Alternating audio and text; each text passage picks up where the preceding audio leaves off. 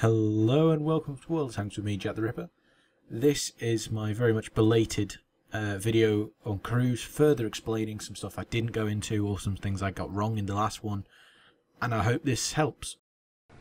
Today I want to follow up on the crew videos that I did before, and it occurred to me I get lots of questions about lots of elements that aren't even within the gameplay itself. It's just here in the garage or any number of the menus. So I thought I've finished getting my setup back how I sort of wanted it. At the moment, if I want to do a video, I do have to if I want to do a commentary, I do have to move my mic from one side of the house to the other side of the house, which doesn't sound like much of an issue. But where I've got my mic at the moment the cables are going through small allocated slots, so it's quite difficult to undo.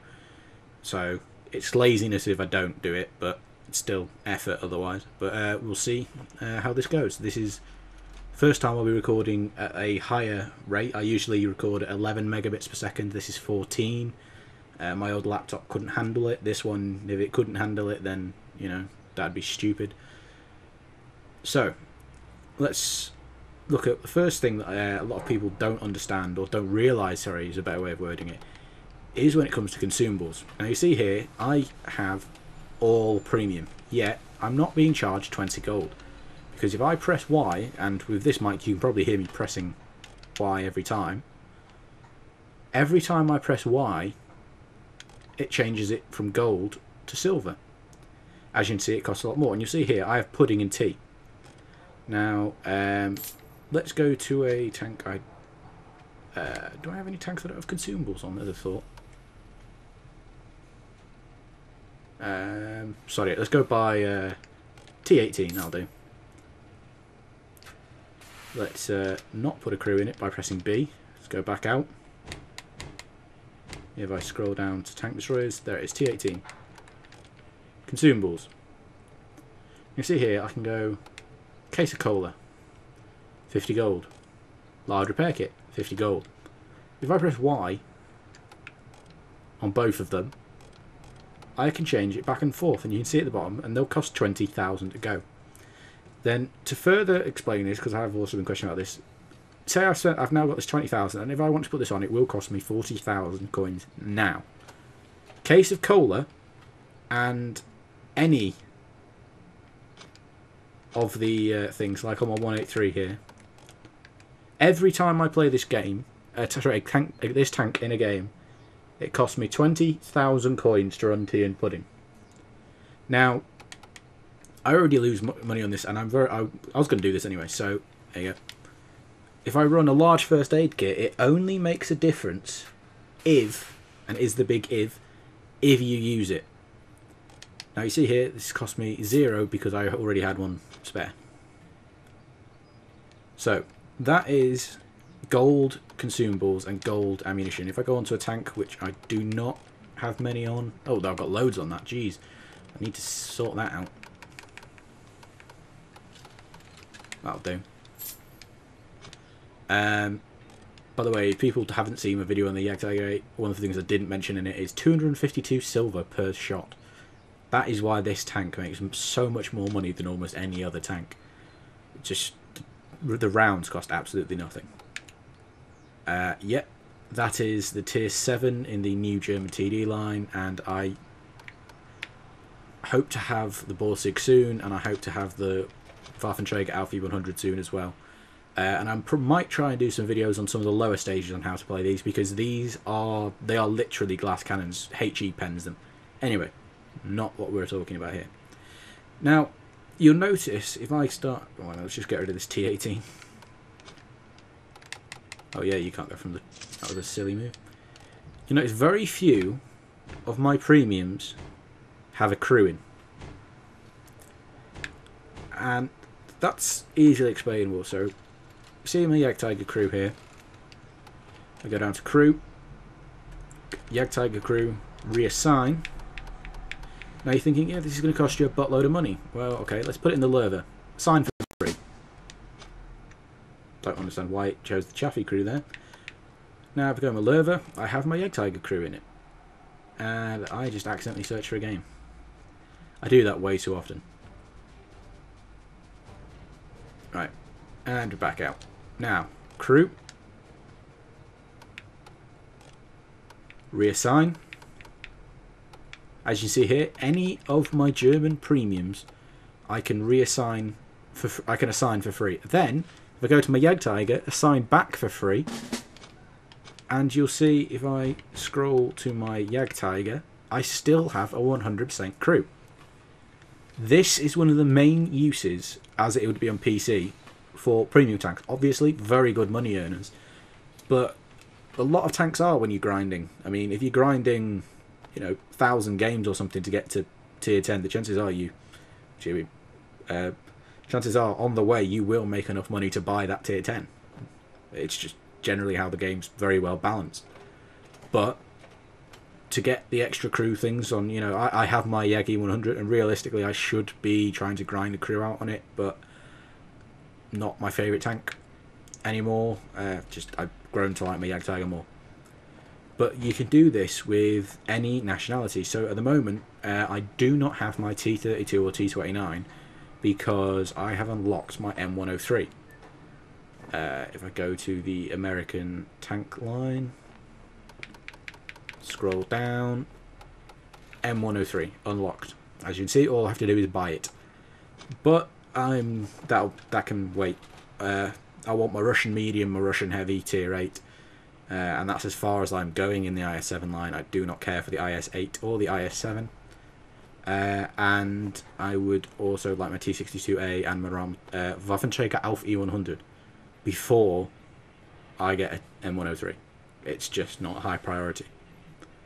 But yeah, one of the reasons, it is basically the only reason I bought the TOG, is the TOG can be fun if you're running in a platoon. It is the land yacht. It is huge. Compared to a Tiger 2, it's bigger than a Tiger 2. Like, quite a lot bigger. And there was a point when I had less tanks in my garage. I was able to compare it to the Yagi 100, which is a huge tank. And it's bigger than a KV5. Weighs a lot less, obviously, but it's bigger than a KV5. You know, makes sense. So yeah, that is a very, very useful part of crews. So you'll see here, I've only got to the Pershing in this line, and yet I have such a good crew. That's because every day, previous to me realising I really don't like the Pershing, I would run daily double in my medium, so whether that be my jumbo, with my T20, with my M4, whatever. Then I'd run it in my super Pershing. Then I'd run it in my T23. Then I'd run it in my E4. Then I'd run it in my T34. Each time getting daily double, and all the crew XP you make goes to that skill or perk or training that you are doing. And at the end of it, you can assign it back for free. Costs you nothing. All in all, very, very useful. Now, in the first video, I said don't really care about 6 cents. Now, I think 6 cents is a lot more useful on certain tanks. So I was not specific enough on that. Things like this, my Centurion 7.1, yes, definitely. On a medium tank, I think you need 6 cents because that's just how it works. Now, if I go down to my Jagdtiger, I do have 6 cents on it, and I actually changed it. It wasn't actually one of the original things I researched. It's useful on a tank destroyer, especially when you're trying to hide. Something like a Jagdtiger or the latter part of the American line, I really wouldn't rush it. There are other things I would do first. For this thing, as you see, I've trained it very recently on it, but on the paper glass cannon line that is a must. You need camo, you need 6 cents. Because the moment you are spotted in this, you need to run for cover. As simple as that. In something like Tiger 2, again, not really.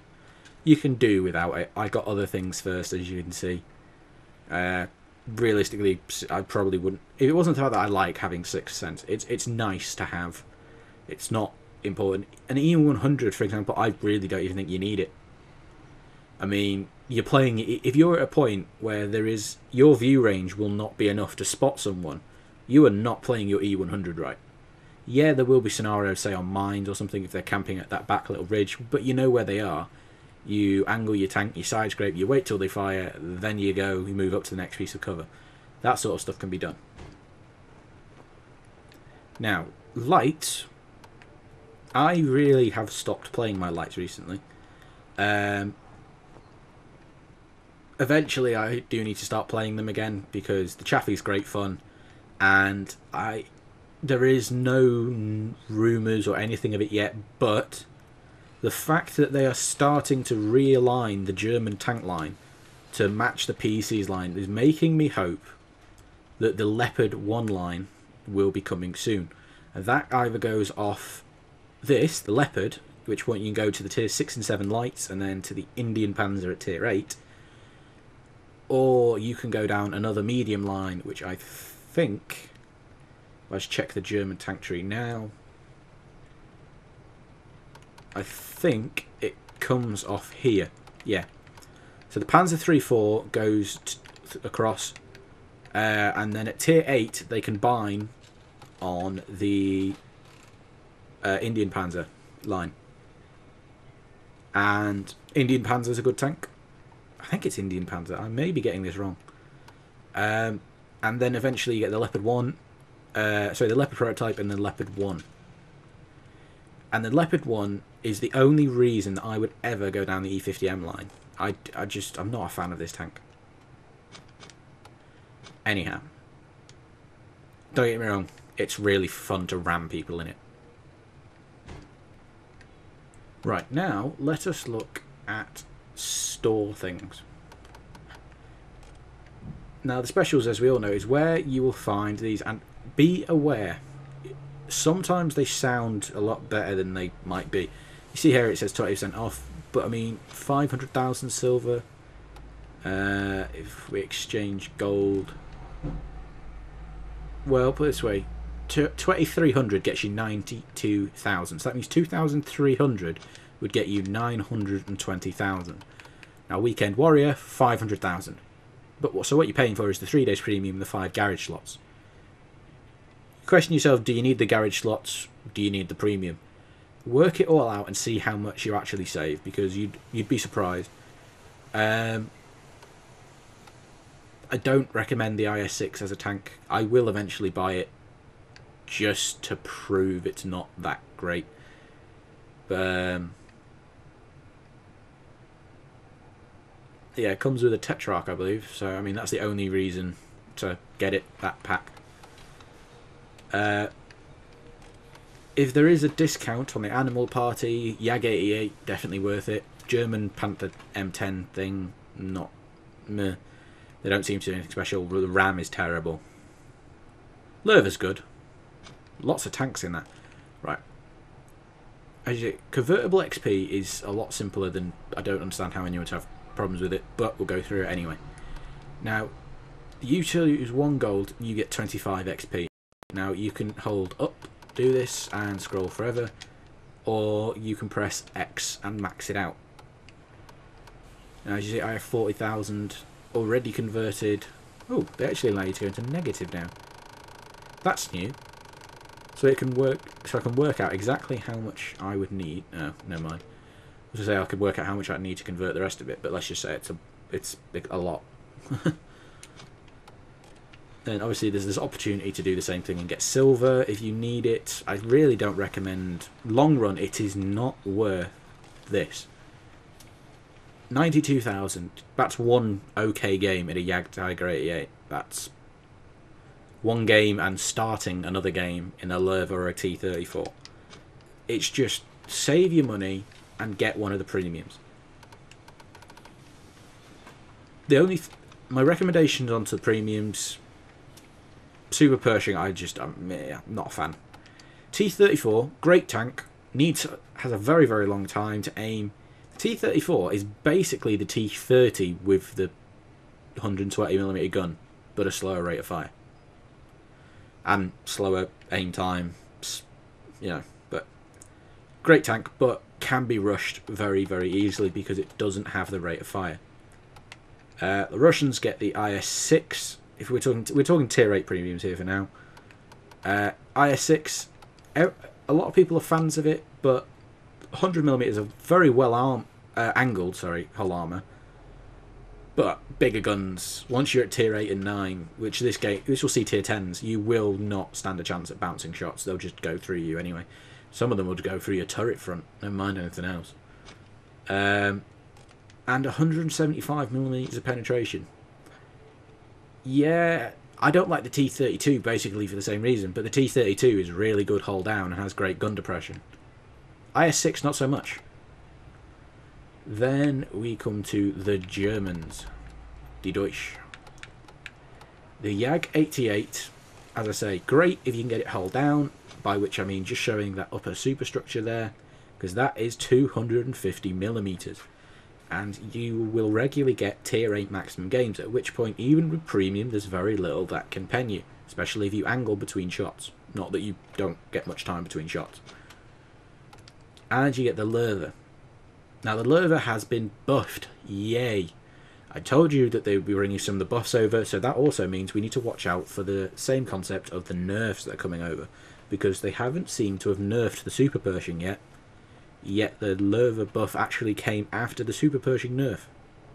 So, I'm not really sure how that one works out. But 100mm of side armour on this now means you have more side armour than a Tiger II. Which means you could side scrape. This is a very, very good side scraping tank.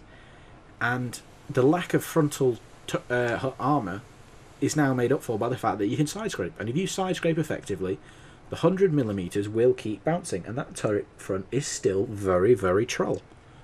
The commander's hatch is very hard to hit unless you're looking down on the tank. And I may actually end up having to do a new review of this because it's completely changed how you can play it. The idea of it being a tank sniping from the back really doesn't have much validity when, if you're shooting at that angle round the tank, he can still shoot you, and you need quite a high caliber gun to penetrate the 100mm of armour from these sort of, that sort of angle. Which point he can just about get his gun round, probably around there, revealing the tank. Yeah, you'd struggle to pen. And it is a good gun. It's very accurate. Good aiming time, not the best. But as much that aiming time's misleading. Your gun doesn't get dispersion, doesn't get very much dispersion, which means when you're on the move, my T-34, the aiming circle is bigger than my screen on the move. My Löwe, it's almost fully aimed, even on the move, because you don't move very fast. So, there. Well, that's my thought on some of these premiums. I know this is a bit of a what's the word I'm looking for? Slapdash group of video, but there was lots of little things I wanted to address. Sorry for any background noise in this video. It's absolutely boiling here, so I've got every door and window open, and this mic is ridiculously sensitive, and my new controller isn't very quiet. Yeah, I can hear in the feedback of pretty much every time I press a button or anything. So, I don't know how well it'll show up on the video though, because I've got the game volume muted. Well, hopefully that sort of covers some general basics that people would want to know. Again, if there's any things that I haven't covered, that was a very weird way of saying I. If there is anything I haven't covered, please let me know and I will go over it. In the very near future, hopefully as soon as possible basically, maybe later today. And that's a lorry going down my road. Yeah, that's how ridiculous this mic is. I'm just saying. Hopefully... oh god. Yeah, hopefully me and Atticus, you might recognise that name if you pay any attention to the leaderboard, who is currently, I believe, #1. He's a friend of mine on this. Quite frankly, is one of the greatest players on this game. And we will be doing some videos together, and along with other people, but I think the first ones will be me and Atticus. Maybe a couple others, and we're going to be looking at elements of the game, map position, tactics, and that sort of thing. The ones with me and Atticus, I believe, are going to be very, not vague, but overviews of maps. Eventually, I'd like to go into more detail. I don't know how much people want to know, but things like how to play German mediums, how to play British mediums, how to play American mediums, then do videos on, say, do a wide park map and say, well, this is how you play this medium on this is how you play this heavy on this is how you play, etc., etc. And try and break down as much of this game as possible, because everyone who plays this game has the potential to be either better than they are currently, or at least improve. Whether they drastically improve, you could have a very good ability at this game, and your in-game performance doesn't really reflect your ability at it. I've come across several people who have been very, very helpful, and they've asked me to check out their stats for them, and they said, does this reflect me? And the answer is usually no, because RNGesus, basically, as he's referred to, can be very, very unkind on this game, and if you aren't aware of certain things, you can lose. Being a good player, and, you know, being able to go 1 against 4 sort of thing, holding yourself down, knowing the right position, aiming the right shots, all this sort of stuff, can only do so much. You could be an absolutely great player in that sense, but if you don't take tactical awareness, if you don't watch what's going on everywhere in the map, if you don't know, okay, now is the time to fall back, I'm going to lose the crucial ground, but I can keep my team alive and I can hold a better position from further back. Things like, a lot of people are more than willing to pop round a corner to shoot a tank. And I've watched Tiger 2s pop round to put a shot into a T30, and playing a war with the T30 of, I'll fire, I'll wait till he's reloaded, and then I'll go out again. Every time taking 800-900 damage, basically getting, you know, 2-shotted occasionally.